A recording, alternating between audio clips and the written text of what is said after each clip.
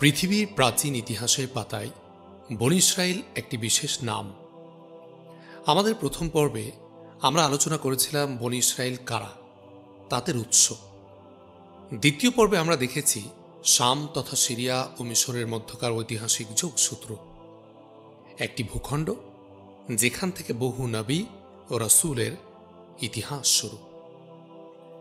আজকে তৃতীয় পর্বে আমরা পৌঁছেছি সেই মহা কাহিনীর দিকে যা ইতিহাসের মোড় ঘুরিয়ে দিয়েছিল।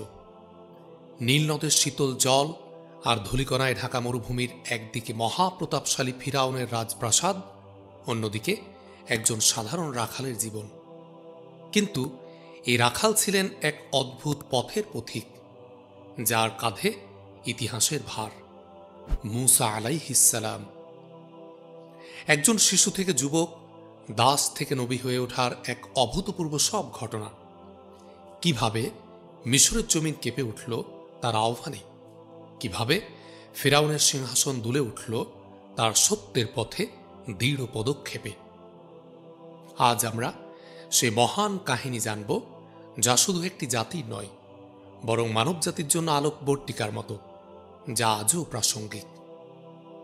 কিভাবে একজন নবী আল্লাহর নির্দেশনায় দাসত্ব শৃঙ্খল ভাঙতে মানুষের মুক্তির দ্বার খুলে দিলেন। আজ আমরা শিকড়ের সন্ধানে যাত্রা করে শুনব একজন নবীর জীবনের নবুয়াতের আগের ও পরের ঘটনা, মিশর ত্যাগ এবং ফিরাউনের পতনের অবিস্মরণীয় অধ্যায়।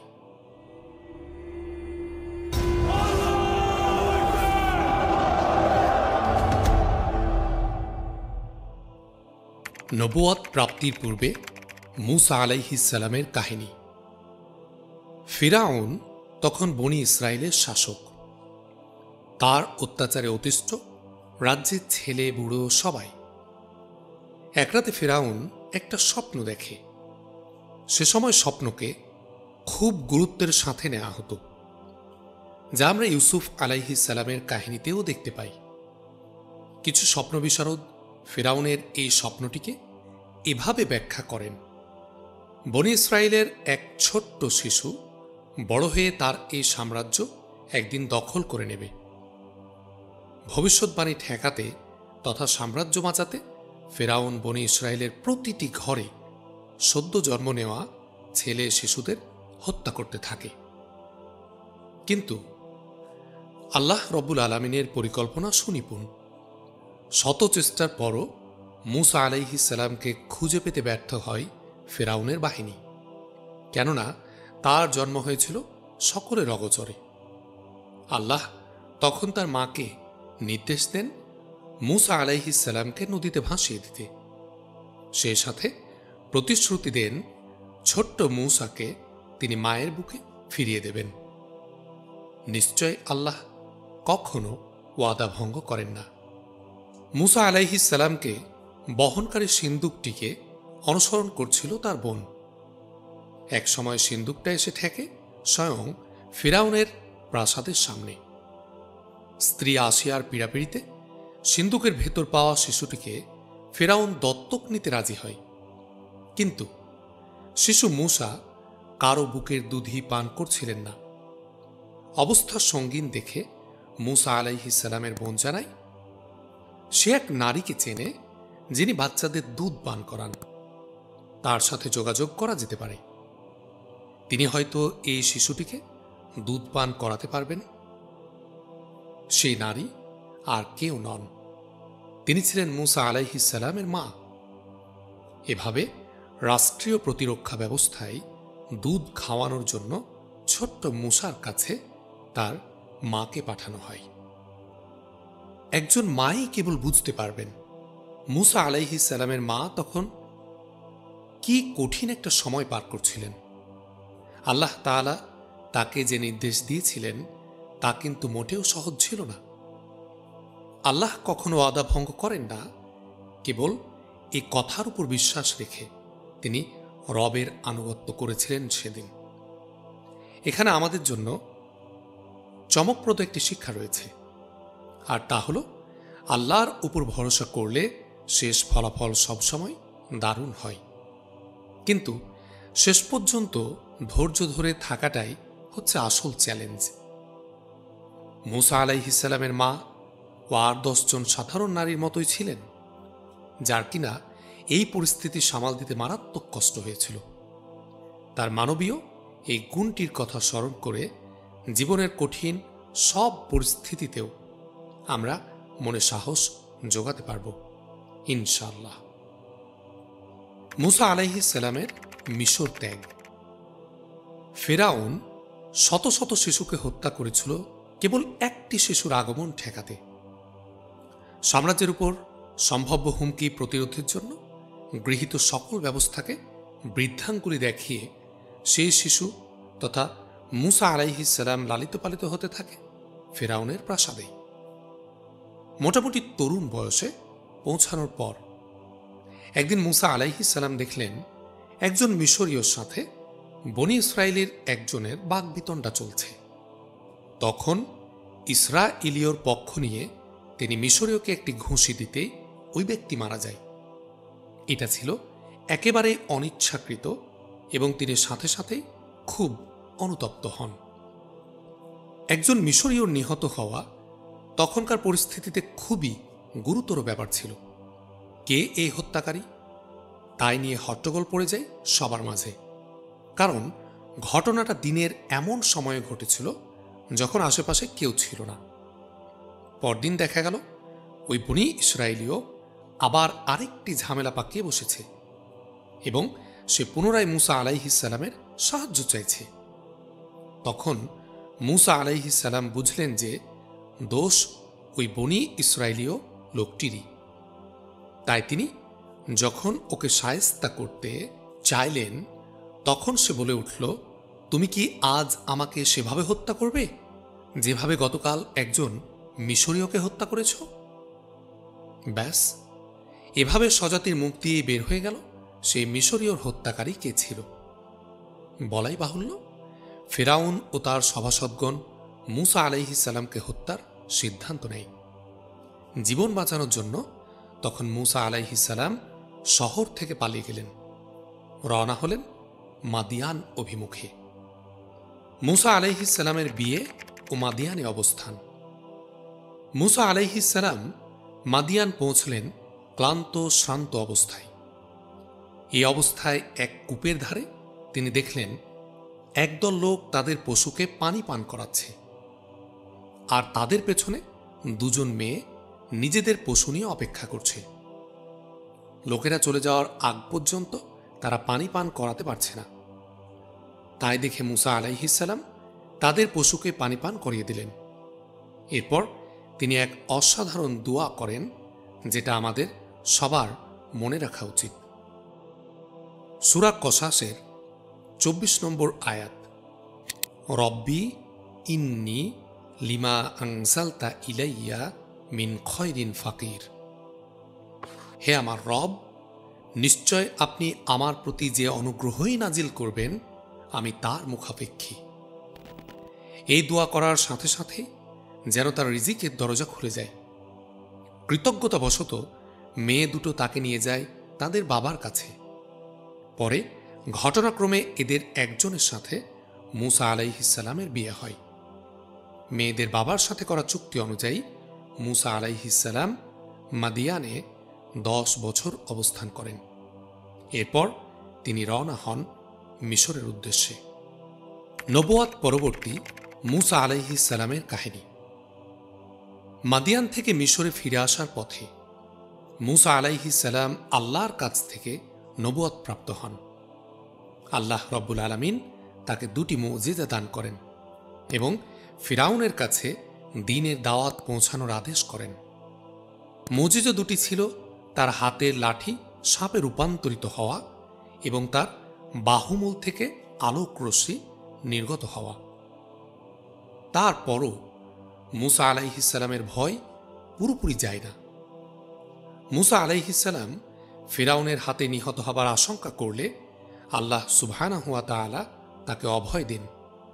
তবু মূসা আলাইহিসসালাম পুনরায় নিজের অসহায়ত্ব প্রকাশ করে কিছু দোয়া করেন।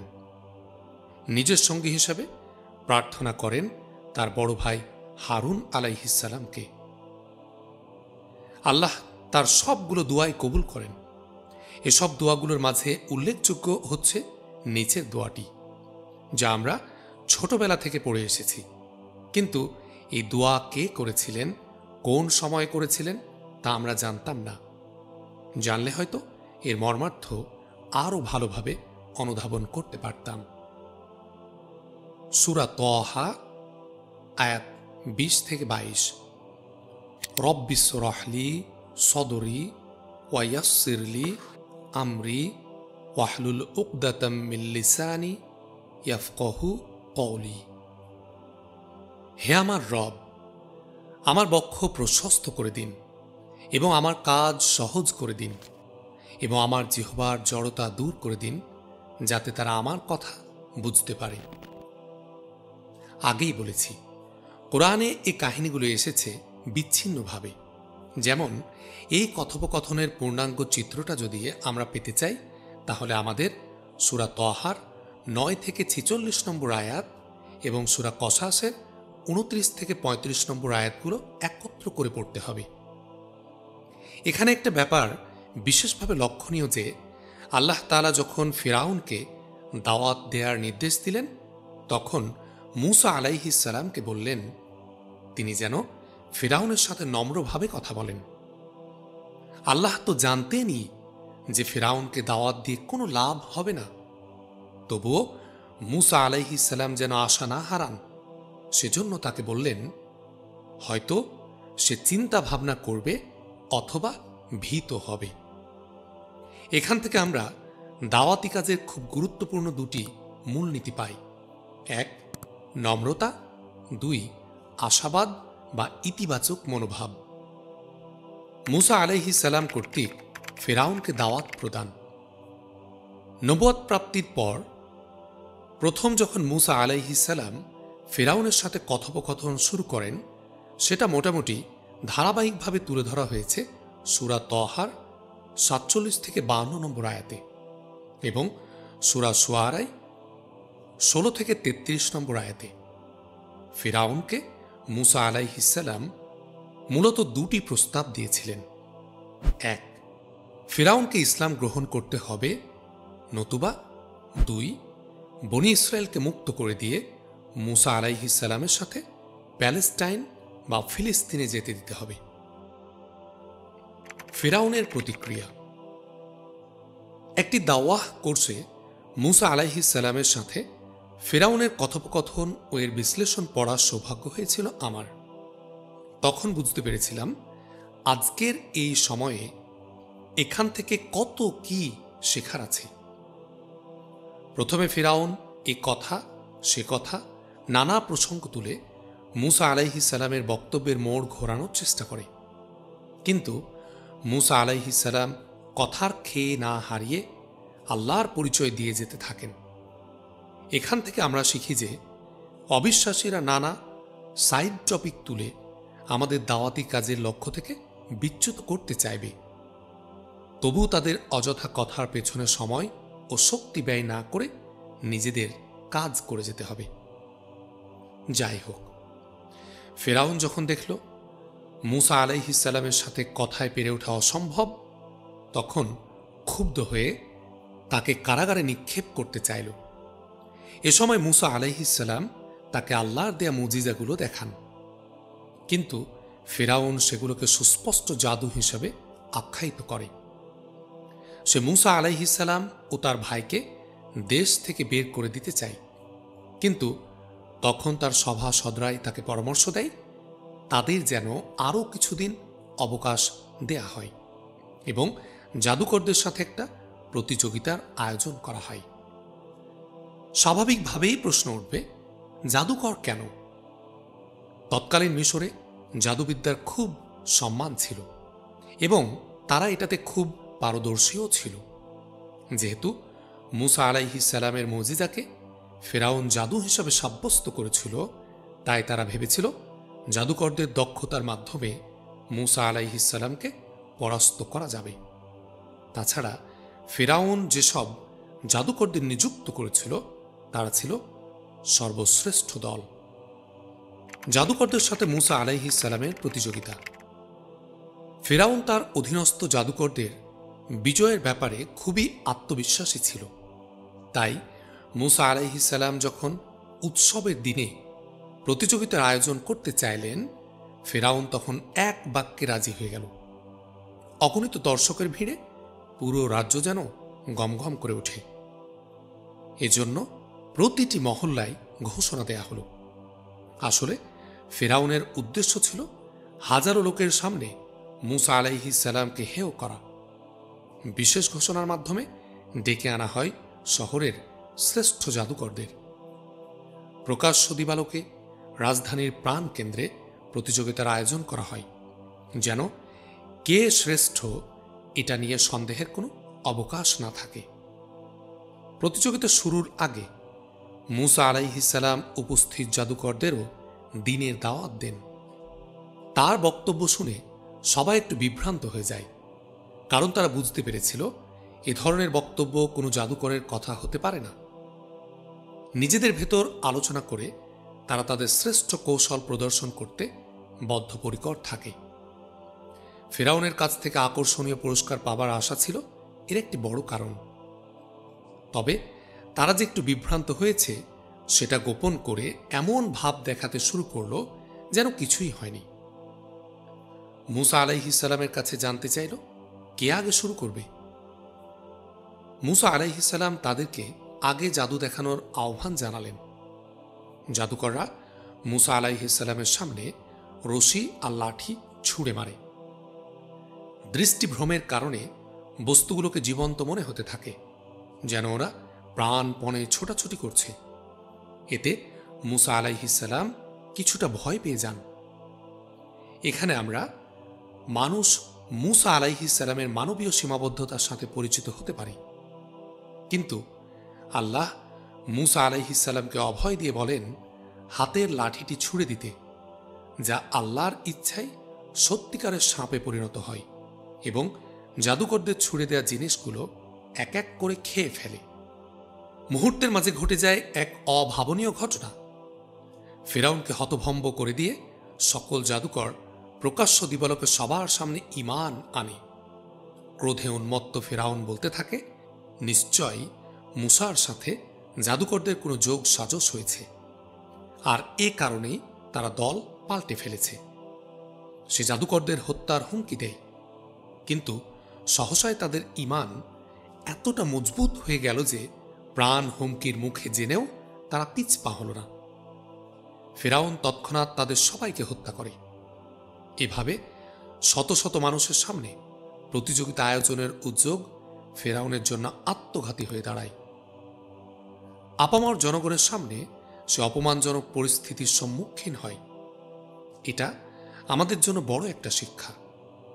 আপাত দৃষ্টিতে কোনো পরিস্থিতি আমাদের জন্য প্রতিকূল মনে হলেও শেষ পর্যন্ত ধৈর্য ধরতে হবে, কারণ আল্লাহ তাআলা চাইলে সেই প্রতিকূল অবস্থায় কল্পনাতীত সাফল্য বয়ে আনতে পারে। এখন স্বাভাবিকভাবেই প্রশ্ন উঠতে পারে, ঈমান আনলে প্রাণ হারাতে হবে এটা জানা সত্ত্বেও জাদুকররা কেন ঈমান এনেছিল? এর কারণ একটাই, জ্ঞান। জাদুবিদ্যায় অপ্রতিদ্বন্দ্বী ছিল বলেই তারা বুঝতে পেরেছিল মুসা আলাইহিস সালামের এই কর্মকাণ্ড কোনো জাদু কিংবা দৃষ্টির কোনো ভ্রান্তি নয়। এক্ষেত্রে প্রকৃত অর্থে লাঠিটি সাপে পরিণত হয়েছে, যা কোনো মানুষের পক্ষে করা সম্ভব নয়।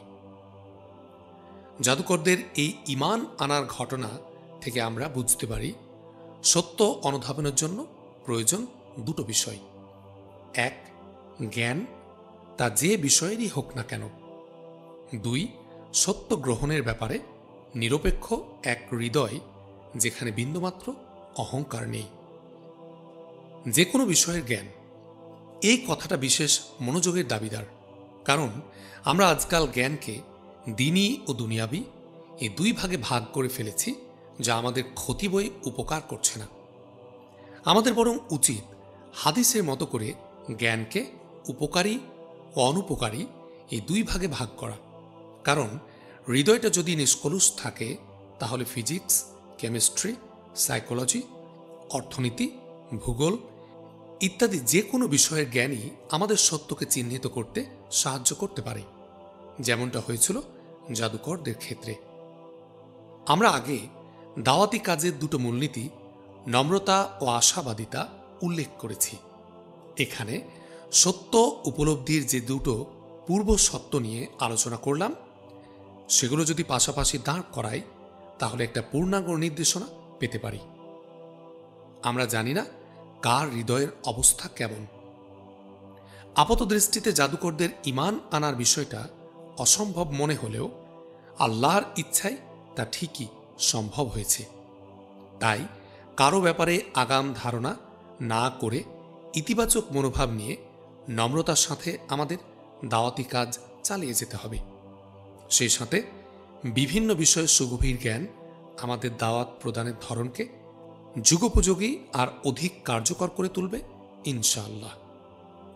একসময় যেসব জাদুকর ছিল ফেরাউনের অতি প্রিয় পাত্র, ঈমান আনার পর তৎক্ষণাৎ তাদের হত্যা করতে ফেরাউন বিন্দুমাত্র দ্বিধা করল না।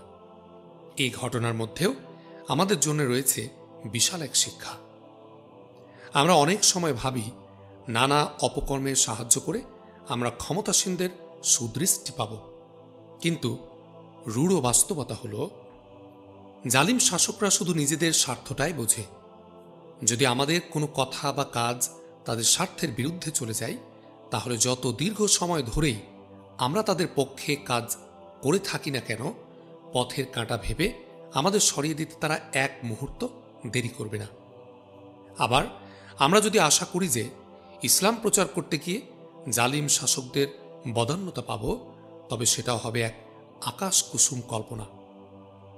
এখানে উল্লেখ্য, তৎকালীন মিশরে জাদুবিদ্যার ব্যাপক সম্মান ছিল এবং তারা এটাতে ভীষণ পারদর্শীও ছিল। আমরা অনেকেই জানি, একটি সমাজে যখন যে দক্ষতার মর্যাদা সবচেয়ে বেশি থাকে, আল্লাহ তার নবীদের সে বিষয়ে বিশেষ পারদর্শিতা দান করেন, যেন লোকেরা নবীদের বিশিষ্টতা বুঝতে পারে এবং তার আনুগত্য মেনে নেয়। তাই মুসা আলাইহিস সালামকে এমন মুজিজা দেয়া হয়েছিল যেটা জাদুবিদ্যাকে হার মানায়। ঈসা আলাইহিস সালামকে দেয়া হয়েছিল অন্ধকে দৃষ্টিশক্তি দান, কুষ্ঠরোগীকে সুস্থ করার ক্ষমতা, যা তখনকার মানুষদের জন্য এক অভিনব ব্যাপার। যদিও চিকিৎসাবিদ্যায় তাদের সুগভীর জ্ঞান ছিল। আর আমাদের রসূল সাল্লাল্লাহু আলাইহি ওয়াসাল্লামকে পাঠানো হয়েছে কোরআন দিয়ে, যার পাতায় পাতায় খুঁজে পাওয়া যায় ভাষাগত অলৌকিকত্ব, লিঙ্গুইস্টিক মিরাকল। কারণ তৎকালীন আরবরা তাদের ভাষাগত দক্ষতা নিয়ে খুব গর্ব করত। জাদুকরদের ঘটনার পর ফিরাউন ও মিশরীয়দের প্রতিক্রিয়া। ফিরাউনের ব্যাপারে আল্লাহ বলেছেন, সে ঠিকই সত্য চিহ্নিত করতে পেরেছিল, কিন্তু অহংকার বশত ঈমান আনেনি। আর জাদুকরদের এই ঘটনা প্রকাশ্য দিবালোকে ঘটেছিল, সবাই এটার কথা জানত। তারপরও খুব কম সংখ্যক লোকই ঈমান এনেছিল। বাকিরা সত্য অনুধাবন করতে পারলেও ফিরাউনের ভয়ে সাহস করেনি। ফিরাউনের অনুসারীদের উপর নানা ধরনের আযাব। আমরা হয়তো অনেকেই জানি, পরকালের ভয়াবহ শাস্তির আগে মাঝে মাঝে আল্লাহ তাআলা দুনিয়ার বুকে আমাদের শাস্তি দিয়ে থাকেন, যেন আমরা তার দিকে ফিরে আসি। মিশরীয়দের সাথেও ঠিক এমনটাই ঘটেছিল। সতর্ক বার্তা হিসেবে তারা সম্মুখীন হয় নানা রকম পরীক্ষার, দুর্ভিক্ষ, তুফান, পঙ্গপাল, উকুন, ব্যাঙ ইত্যাদি। প্রাথমিকভাবে এসব তাদের মাঝে কোনো ইতিবাচক পরিবর্তনই আনেনি। যখনই কোনো বিপদ আসত, ভুল স্বীকার করা তো দূরের কথা, তারা এসবের জন্য মুসা আলাইহিস সালাম ও বনি ইসরায়েলের কাঁধে দোষ চাপিয়ে দিত, তাদেরকে কুলক্ষণ হিসাবে অভিহিত করত। কোনো প্রাকৃতিক দুর্যোগের আগে আবহাওয়া অফিসের সতর্ককারী ব্যক্তিকে অলক্ষণে মনে করে আমরা যদি তাকে তিরস্কার করা শুরু করি, তাহলে ব্যাপারটা যেমন দাঁড়াবে, এখানেও ঠিক সেরকমই ছিল। আর বিপদ কেটে গেলেই তারা দাবি করত তারা নিজেরাই সব সমস্যার সমাধান করেছে, মানে নিজেদেরকে শোধরানোর কোনো প্রবণতাই ছিল না তাদের মাঝে। কিন্তু কিছুতেই যখন বিপদসমূহ থেকে স্থায়ীভাবে বেঁচে থাকা সম্ভব হচ্ছিল না, তখন তারা কিছুটা নমনীয় হল এবং মনে মনে এটা স্বীকার করে নিল যে একমাত্র মূসা আলাইহিস সালামের রবের পক্ষেই সম্ভব তাদেরকে বিপদ থেকে উদ্ধার করা। তাই পরের দিকে তারা মূসা আলাইহিস সালামকে অনুরোধ করত যেন তিনি তার রবের কাছে দোয়া করে এই বিপদ সরিয়ে নেন। তাহলে তারা ঈমান আনবে এবং বনী ইসরায়েলদের চলে যেতে দেবে। অথচ আযাব সরিয়ে নেওয়া হলেও তারা তাদের সে ওয়াদার কথা বেমালুম ভুলে যেত। মূসা আলাইহিস সালামের আগমনে বনী ইসরায়েলের প্রতিক্রিয়া। এক্ষেত্রে সবচেয়ে গুরুত্বপূর্ণ বিষয় হচ্ছে বনী ইসরায়েলের প্রতিক্রিয়া। মূসা আলাইহিস সালাম যে তাদের জন্য প্রেরিত হয়েছেন, প্যালেস্টাইনে তাদের ফিরিয়ে নিয়ে যেতে চাইছেন, এই পুরো ব্যাপারটাতে তারা তো খুশি ছিলই না, উল্টো আরো বিরক্ত হচ্ছিল। সেটা তারা প্রকাশও করেছিল স্পষ্ট ভাষায়। সূরা আরাফের 129 নম্বরে আল্লাহ রাব্বুল আলামিন বলেন, তারা বলল, আপনি আমাদের নিকট নবীরূপে আগমনের পূর্বেও আমরা ফিরআউন কর্তৃক নির্যাতিত হয়েছি এবং আপনার আগমনের পরও নির্যাতিত হচ্ছি। অর্থাৎ তাদের আগের যে দাসত্বের জীবন, সেটাতে তারা এতটাই অভ্যস্ত হয়ে গিয়েছিল যে সে অবস্থা থেকে বেরিয়ে আসার জন্য তারা কোনো ত্যাগ স্বীকার করতে রাজি ছিল না। এই জায়গায় কি আমাদের সাথে তাদের কোনো মিল পাওয়া যায়? ইসলাম রাষ্ট্রীয় ক্ষমতায় নেই বলে, ইসলামী অর্থ ও আইন ব্যবস্থা বর্তমানে অনুপস্থিত বলে আমাদের জীবনে একটার পর একটা সমস্যার আবির্ভাব ঘটছে, যার ফলে আমাদের জীবনও দুর্বিষহ হয়ে উঠেছে। অথচ এগুলো প্রতিষ্ঠা করতে সামান্য যে ত্যাগের দরকার, সেটাও আমরা করতে রাজি নই। সুদভিত্তিক সমাজ ব্যবস্থার কথাই ধরুন, সুদের জন্য জিনিসপত্রের দাম আকাশচুম্বী, অথচ আমরা ব্যাংকের সাথে সুদভিত্তিক লেনদেন এবং সুদী ব্যাংকের চাকরি ইত্যাদি ছাড়তে প্রস্তুত নই একদমই। মূসা আলাইহিস সালামের মিশর ত্যাগ ও ফিরআউনের পতন। এভাবে বারবার প্রতিশ্রুতি ভঙ্গের পর আল্লাহ ঠিক করলেন তিনি ফিরআউনের অনুসারীদের আর সময় দেবেন না। তিনি মূসা আলাইহিস সালামকে নির্দেশ দিলেন রাতের অন্ধকারে বনী ইসরায়েলকে নিয়ে বেরিয়ে পড়তে। ওদিকে ফিরআউন সেটা টের পেয়ে যায়। বনী ইসরায়েল এভাবে সবার চোখে ধুলো দিয়ে পালিয়ে যাবে, এটা সে কিছুতেই সহ্য করতে পারে না। তাই ভোর রাতের দিকে সে তার সৈন্যবাহিনী নিয়ে বনী ইসরায়েলের পিছু নেয়। দ্রুত গতিতে এগিয়ে চলে লোহিত সাগরের কাছাকাছি এসে ফিরআউন ও তার সৈন্যদল মূসা আলাইহিস সালাম আর বনী ইসরায়েলকে দেখতে পায়। আসুন দৃশ্যটা একটু কল্পনা করি। মনে করুন আপনি ভীত সন্ত্রস্ত অবস্থায় আপনার সঙ্গীদের নিয়ে প্রাণপণে দৌড়ে পালাচ্ছেন। পেছনে ধাওয়া করছে শত্রু তার বিশাল সৈন্যবাহিনী নিয়ে, যার শক্তির তুলনায় আপনি খুবই নগণ্য। ধরা পড়লে পুরো দলবল সহ নিশ্চিহ্ন হয়ে যাওয়া সময়ের ব্যাপার মাত্র। এমন অবস্থায় সামনে পড়ল বিশাল সমুদ্র, যতদূর চোখ যায় শুধু পানি আর পানি। সামনে এগোনোর আর কোনো পথ নেই। ওদিকে শত্রুরা এগিয়ে আসছে, আপনার সাথে তাদের দূরত্ব কমে যাচ্ছে। এমন সময় আপনার সঙ্গীরা সাহস জোগানোর বদলে আরো আতঙ্ক সৃষ্টি করতে লাগলো। এ সময় নেতিবাচক কথা শুনতে কেমন লাগবে আমাদের? কাছের মানুষদের যখন বিপদে পাশে পাওয়া যায় না, কিভাবে তখন অবিচল থাকা যায়? হ্যাঁ, ভরসার প্রকৃত উৎসের ব্যাপারে যখন সুস্পষ্ট ধারণা থাকবে, কেবল তখনই ধৈর্য ধারণ করা সম্ভব। সেটা পেরেছিলেন বলে মূসা আলাইহিস সালাম বলে উঠলেন, আমার সাথে আছেন আমার পালনকর্তা, তিনিই আমাকে পথ বলে দেবেন।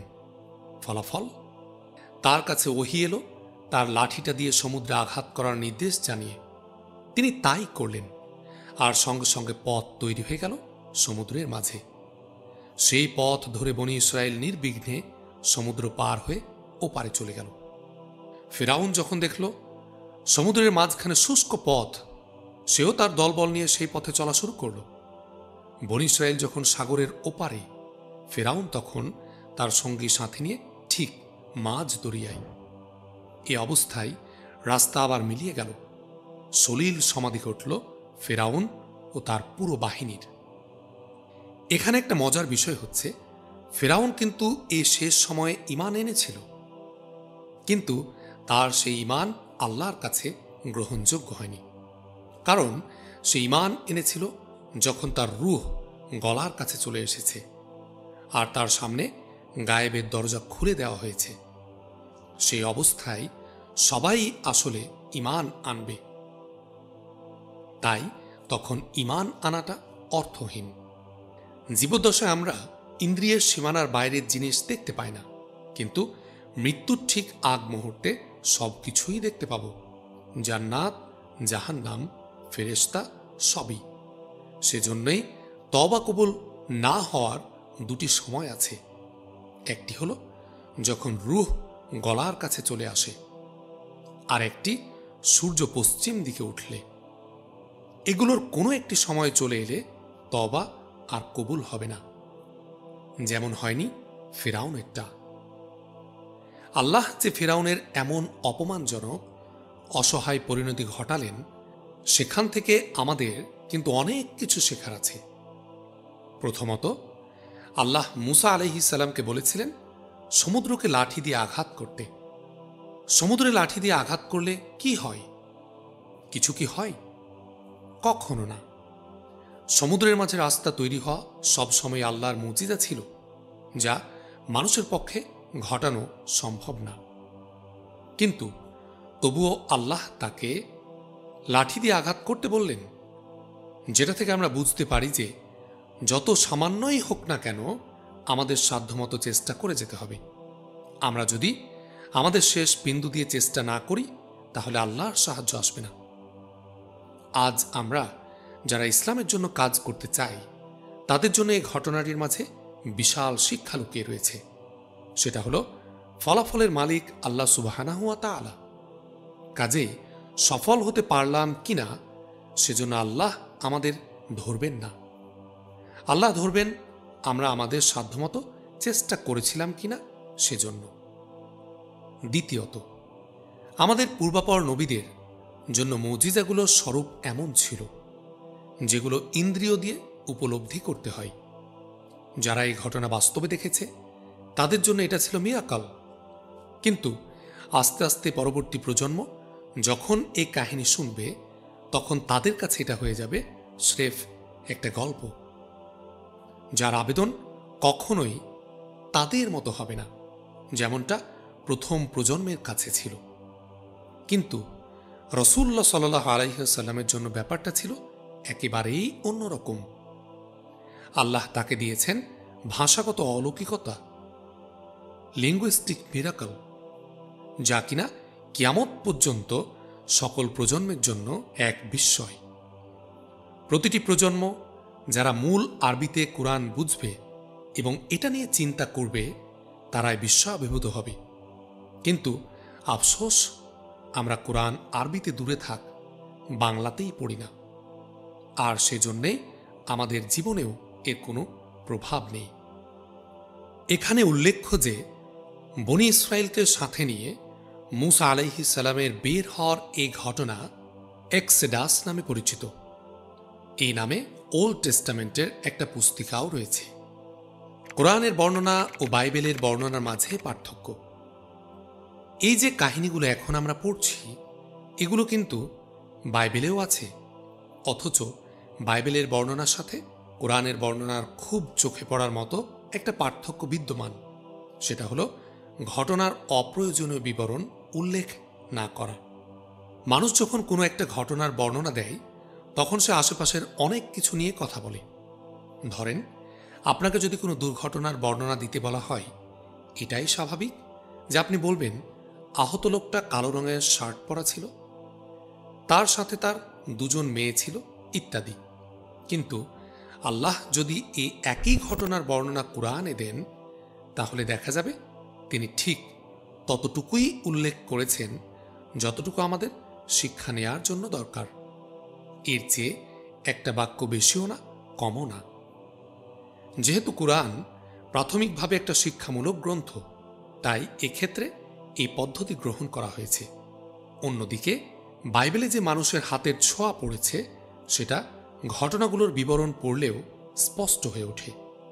ধরুন, এই অভিযানের সময় বনী ইসরায়েল সংখ্যায় কতজন ছিল, মুসা আলাইহিস সালাম কতদিন বেঁচে ছিলেন, এগুলো অপ্রয়োজনীয় তথ্য। আর এসব তথ্য আপনি বাইবেলের বর্ণনায় পাবেন, কোরআনে না। তাই বাইবেলের বর্ণনা যতটা গল্পের বইয়ের মতো, কোরআনের বর্ণনা ঠিক ততটাই ঐশ্বরিক। আলহামদুলিল্লাহ।